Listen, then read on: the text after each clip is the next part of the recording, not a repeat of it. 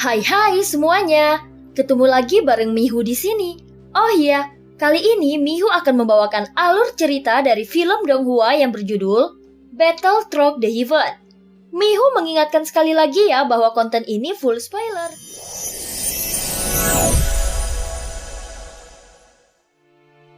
Melanjutkan dari kisah sebelumnya.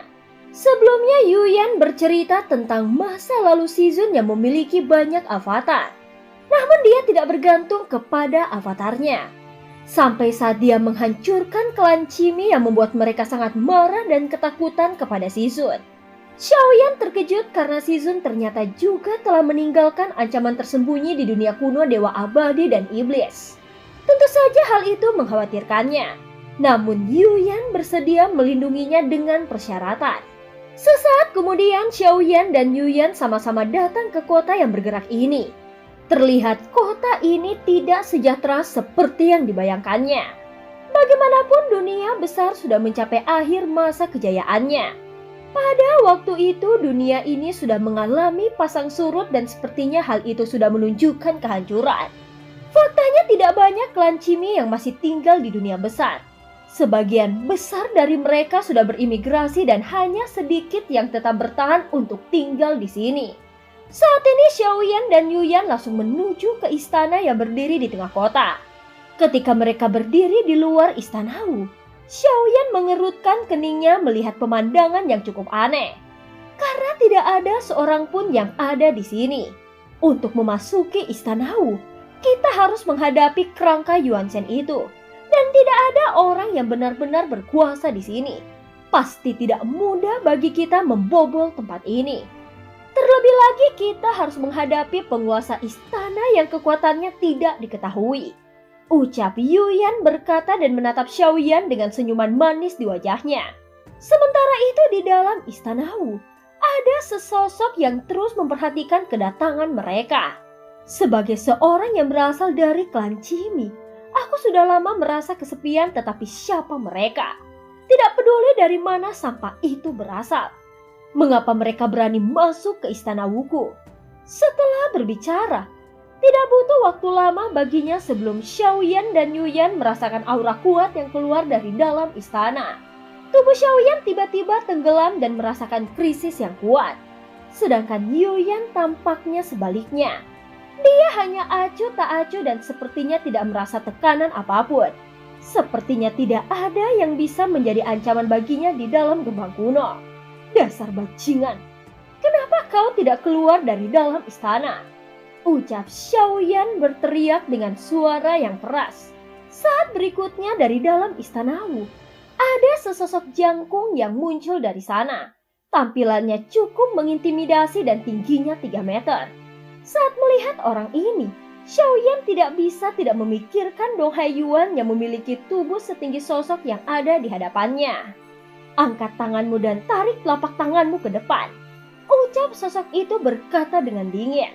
Kemudian energi putih melonjak di sekitar Xiaoyan dan Yuyan. Saat berikutnya itu berubah menjadi telapak tangan raksasa. Keduanya berada di tengah telapak tangan ini dan kelima jarinya tiba-tiba mengepal. Sehingga membuat ruang menderu dengan kekuatan yang besar. Aku akan menghancurkan kalian dengan telapak tanganku. Sebelum Xiaoyan dapat mengambil tindakan, Yuyan segera mengangkat jarinya kemudian cahaya dingin menderu di telapak tangan raksasa itu. Biarkan aku saja. Setelah Xiaoyan selesai berbicara, sosoknya tiba-tiba melesat keluar dan bergegas menuju sosok di depannya. Ini hanyalah masa lalu jadi tidak ada beban psikologis bagi Xiaoyan ketika membunuh siapapun di dunia besar ini. Faktanya alasan mengapa Xiaoyan ingin bertarung secara langsung adalah selain itu sebagai latihan buat dirinya sendiri. Dia juga bertujuan untuk melihat apakah dia bisa mengalahkan klan Yuanzhen yang kuat ini. Lalu mempelajari lebih lanjut tentang keterampilan bertarung klan Yuanzhen. Setelah memasuki tempat ini, Xiaoyan telah belajar mengendalikan kekuatan Qi dan darah yang memungkinkan tubuh fisiknya berubah secara signifikan dan perubahan gaya bertarung. Sebelumnya Xiaoyan telah melihat seni bela diri warisan dari Baojun. Dan sekarang dia juga ingin melihat warisan dari penguasa istana Wu di hadapannya. Xiaoyan juga ingin melihat klan Yuanzhen seperti apa sosoknya. Saat berikutnya, segel bintang 8 perlahan muncul di antara alis Xiaoyan. Saat melihat perubahan ini, penguasa Istana Wu langsung memandang Xiaoyan dan menyipitkan matanya. "Heh, kau hanyalah bintang 8 dan kau berani masuk ke alam jiniku? Heh, konyol sekali." Setelah penguasa Istana Wu menyelesaikan kata-katanya, tanda bintang juga muncul di tengah alisnya. Jika dibandingkan dengan segel 8 bintang milik Xiaoyan, penguasa Istana Wu memiliki bintang ke-9 yang muncul di antara alisnya.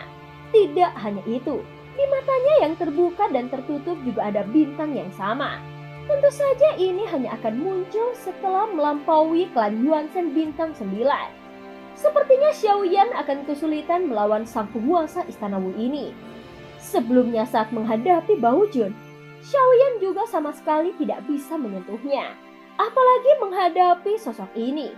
Jika sebelumnya Yuyan tidak mengambil tindakan, maka dia pasti akan dikalahkan oleh Baojun.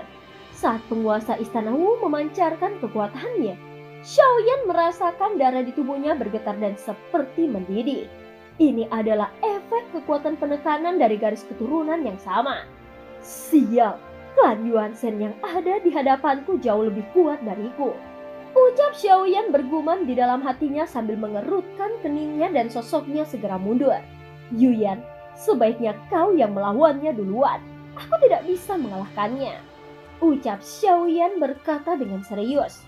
Mendengar ketidakberdayaan Xiaoyan, membuat Yuyan tertawa seperti lonceng perak. Kelakuan Xiaoyan yang menyerang begitu cepat dan terlihat serius itulah yang membuatnya menjadi geli.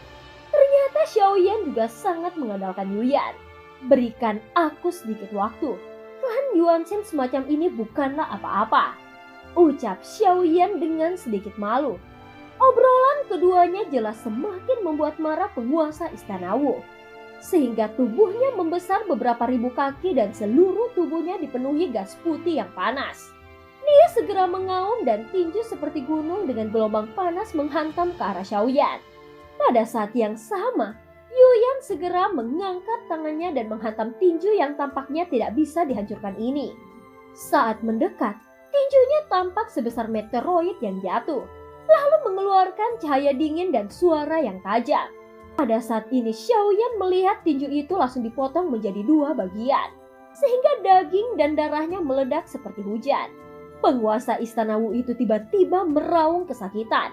Tetapi terlihat tinju yang dipotong menjadi 2 bagian tiba-tiba melonjak dengan energi dan darah, sambil membentuk lapisan tebal berwarna coklat darah. Berdasarkan pukulan ini saja, Xiaoyan sudah bisa memastikan bahwa penguasa Istana Wu ini bahkan lebih kuat dari Baojun sebelumnya. Namun Yuyan tampak setenang air saat menghadapinya. Jika Baojun saja bisa memaksa Xiaoyan ke dalam situasi putus asa, apalagi jika dia menghadapi penguasa Istana Wu yang lebih kuat ini. Namun Xiaoyan dapat melihat dengan jelas bahwa Yuyan tampak tenang. Dan sepertinya tak satu pun dari tinju penguasa Istana Wu yang dapat mengancamnya. Saat tinju itu bergemuruh, dia hanya mengangkat tangannya dan menunjuknya. Saat cahaya dingin keluar dan meledak di udara, itu langsung berubah menjadi puluhan cahaya dan menembus kepalan tangan berwarna coklat darah. Saat berikutnya terdengar suara menderu yang renyah dan tinju raksasa itu langsung hancur. Sekalipun akar teratainya belum dicabut, namun sekarang itu sudah dipotong-potong. Ketika Xiaoyan melihat ke arah penguasa Istana Wu yang setinggi ribuan kaki di atas kepalanya, tatapannya juga mengarah kepada Yuyan, dan dia terkejut dengan kekuatannya. Ini hanyalah avatar dari sosok nomor 4, tetapi kekuatan yang dimilikinya cukup membuatku untuk mengaguminya. Aku bahkan tidak tahu kekuatan apa yang dia gunakan. Pada saat ini Xiaoyan seperti memandang keabadian para dewa ketika melawan keabadian kaisar. Tentu saja kesenjangan seperti ini tidak dapat dijembatani dengan imajinasi. Terlihat Yuyan dapat dengan mudah menghancurkan serangan klan Yuanzhen bintang 9 atau lebih tinggi. Saat ini Xiaoyan hanya bisa menelan ludahnya. Dia bahkan kesulitan untuk menerobos keabadian para dewa. Dia terus memandang Yuyan dan matanya tampak seolah-olah sedang berpikir. Aku ingin tahu bagaimana Yuyan melakukannya. Apa yang dia latih bukanlah pedang ataupun pisau. Tetapi dari mana datangnya kekuatan ini? Ucap Xiaoyan hanya bisa membuka mulutnya dan mencari tahu asal kekuatan Yuyan. Hal seperti itu benar-benar mengejutkan jiwa Xiaoyan. Bagaimana bisa tubuh klan Yuanzhen yang begitu kuat rentan terhadap satu pukulannya? Jika hanya menghadapi keabadian kaisar, maka dia bisa dengan mudah menghancurkannya hanya dengan jarinya. Gumam Xiaoyan, mau belajar? Aku bisa mengajarimu. Ini adalah keterampilan bertarung unikku dan tidak pernah kuajarkan kepada siapapun. Ucap Yuyan setelah mendengar kata-kata Xiaoyan. Mata indahnya tiba-tiba berubah menjadi bulan sabit dan matanya bersinar saat dia melihat ke arah Xiaoyan. Melihat tampilan ini, Xiaoyan langsung menelan ludahnya dan dia jelas tidak bisa percaya pada Yuyan begitu saja. Jika dia ingin belajar, maka dia pasti harus membayar harga yang mahal. Jadi apakah Shizun akan melakukan hal yang sama? Ucap Xiaoyan bertanya dengan ragu-ragu. Kau benar-benar pintar. Sekarang aku jadi sedikit percaya bahwa kamulah reinkarnasi yang mulia Zhusang. Kau sama cerdasnya dengan orang itu. Ucap Yuyan sambil tersenyum. Mendengar kata-kata itu, Xiaoyan tidak melanjutkan kata-katanya lagi. Tidak peduli seberapa kuat kemampuan bertarungmu, sepertinya aku harus mengorbankan diriku untuk mempelajarinya. Gumam Xiaoyan di dalam hatinya. Meskipun dia ingin menolaknya, tetapi saat melihat kekuatan Yuyan pada pertarungan ini, hati Xiaoyan sebenarnya terasa sedikit bergetar. Apakah ini benar-benar menggodamu? Xiaoyan terdiam sesaat. Mendengar kata-kata Yuyan, dia segera mengerutkan bibirnya. Dia juga tidak bisa menahan senyum pahit di dalam hatinya. Melihat Xiaoyan yang terdiam, Yuyan sedikit kesal. Pada saat ini Xiaoyan masih sedikit kecewa karena avatar Yuanzhen-nya masih berada di bintang ke-8. Xiaoyan mencoba mengungkapkan seluruh kekuatan energi dan darahnya. Namun dia hampir tidak dapat memadatkan 9 bintang dan masih perlu melangkah lebih jauh. Saat berikutnya Xiaoyan mengangkat kepalanya dan melihat sosok besar itu. Hadapun bintang-bintang yang bersinar di mata penguasa Istana Wu, ini adalah kekuatan yang belum bisa dicapainya. Di atas 9 bintang adalah alam leluhur. Dan setelah berada di alam leluhur baru bisa memiliki kekuatan untuk bersaing dengan keabadian para dewa. Aku ingin tahu, apakah penguasa Istana Wu ini benar-benar telah mencapai alam leluhur? Xiaoyan tidak mengetahui kekuatan Yuyan secara pasti. Oleh karena itu tidak mungkin dia dapat menilai kekuatan penguasa Istana Wu yang secara pasti. Walaupun dia memiliki tanda tambahan bintang di matanya. Dari pertarungan antara keduanya, Xiaoyan ingin tahu apakah Yuyan memang terlalu kuat. Sehingga pertempuran akan berakhir di sini walaupun tubuh Yuyan hampir tidak bergerak. Selama konfrontasi ini dan serangan dari penguasa Istana Wu sama sekali tidak cukup untuk mengguncang Yuyan. Sehingga Xiaoyan menyimpulkan bahwa kekuatan Yuyan seharusnya berada pada tahap keabadian para dewa yang lebih tinggi daripada penguasa Istana Wu.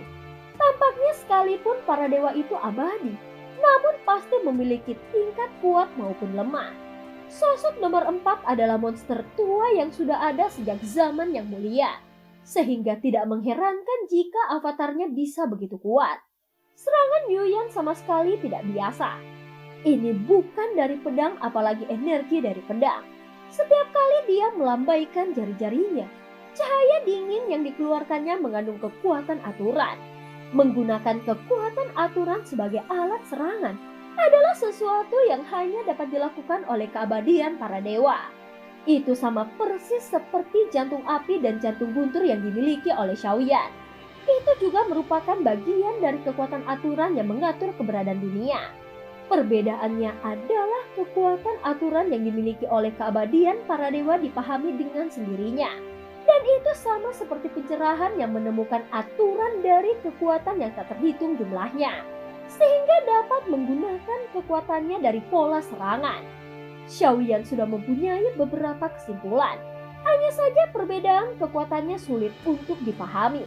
Tampaknya itu begitu halus dan sulit terdeteksi. Saat berikutnya tinju raksasa itu tiba-tiba jatuh. Namun Yuyan masih bisa menebas dengan kedua jarinya.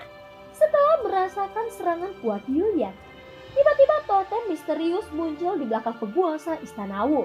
Penampilannya seperti sejenis binatang buas, namun itu tidak terlihat seperti binatang buas biasa dan lebih tampak seperti makhluk yang datang dari kehampaan. Makhluk itu mirip dengan apa yang pernah dilihat Xiaoyan di dunia sensi. Tinju penguasa Istana Wu langsung ditutupi dengan lapisan energi abu-abu. Namun ketika cahaya dingin serangan Yuyan bertabrakan dengan tinjunya, sebenarnya ada suara mengejek yang terdengar seolah-olah dia memiliki kekuatan untuk mengimbangi Yuyan. Makhluk kehampaan. Mata indah Yuyan sedikit menyipit memperhatikan totem di belakangnya lalu berbisik perlahan. Lapisan energi abu-abu ini sepertinya menyebabkan pertahanan penguasa Istana Wu meningkat tajam lagi. Tabrakan keras itu benar-benar mampu menghilangkan serangan cahaya dingin. Dan tinjunya segera jatuh mengaum ke arah Yuyan. Sebenarnya kau hanya memiliki 2 trik. Berbicara tentang keterampilan, aku juga punya banyak metode. Ucap Yuyan mengangkat sudut mulutnya. Tampaknya konfrontasi dari awal hingga sekarang hampir bisa diselesaikannya. Dengan cahaya dingin 2 jarinya, Yuyan segera mengangkat telapak tangannya yang ramping. Dan segera cambuk emas muncul di tangannya yang dipenuhi dengan energi berwarna hitam dan kuning. Saat berikutnya cambuknya tersapu ke depan dan mengeluarkan suara ledakan. Xiaoyan melihat cambuk panjang itu membumbung ke langit.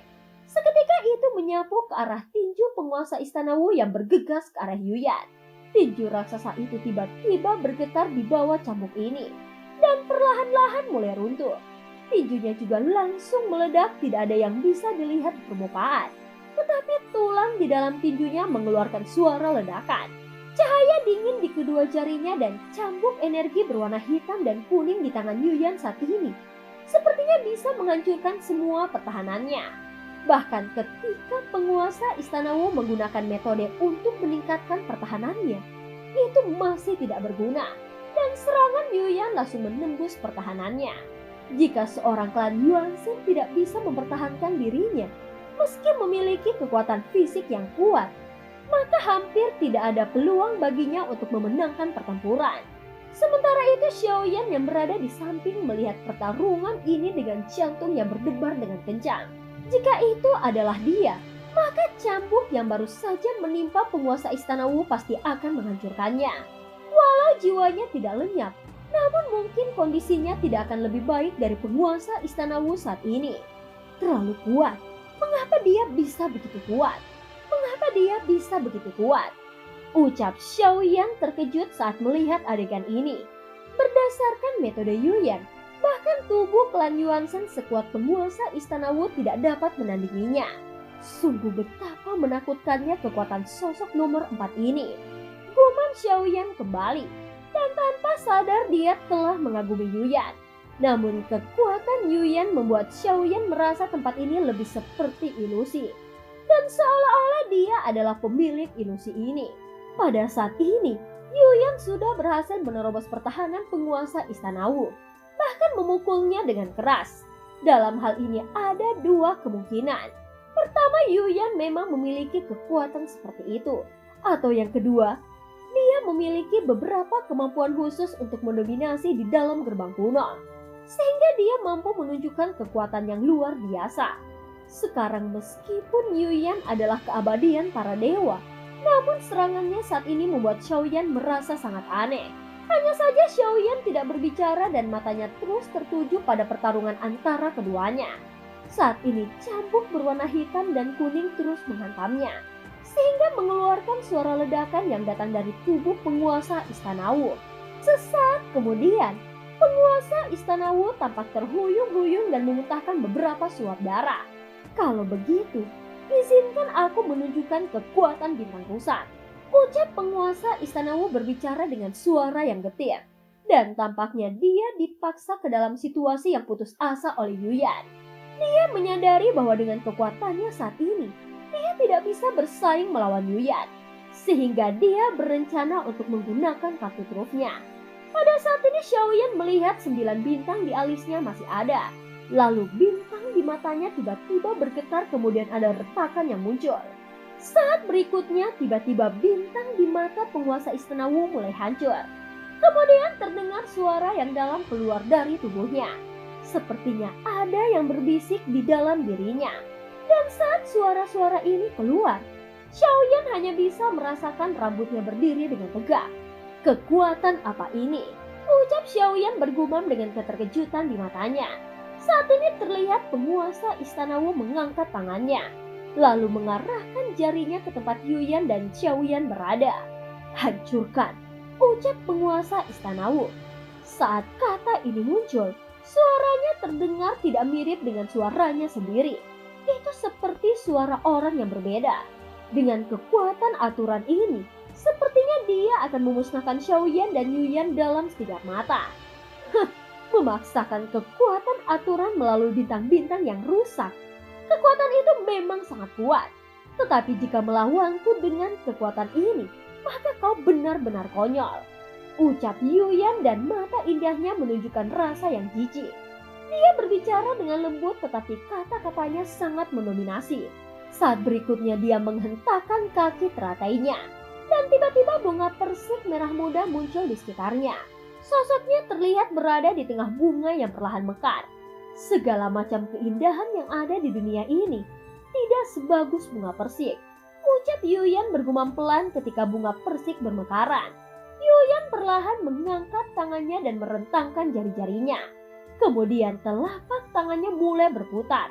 Bersamaan dengan itu, tiba-tiba tubuh besar penguasa Istana Wu juga mulai berputar. Daging dan darahnya terus meledak.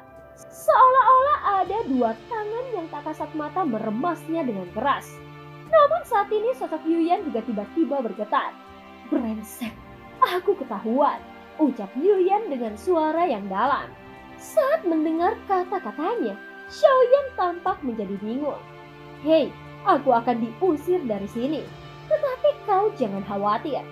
Kekuatannya sudah menurun tajam dan tersegel oleh 10.000 emosiku. Aku juga sudah bersedia di bawah kekuasaanmu dan aku menunggumu di luar gerbang kuno, ucap Yuyan. Namun sebelum dia selesai berbicara, sosoknya tiba-tiba seperti ditarik keluar. Dan film pun berakhir. Terima kasih udah dengerin Nihu dari awal sampai akhir ya. Sampai jumpa.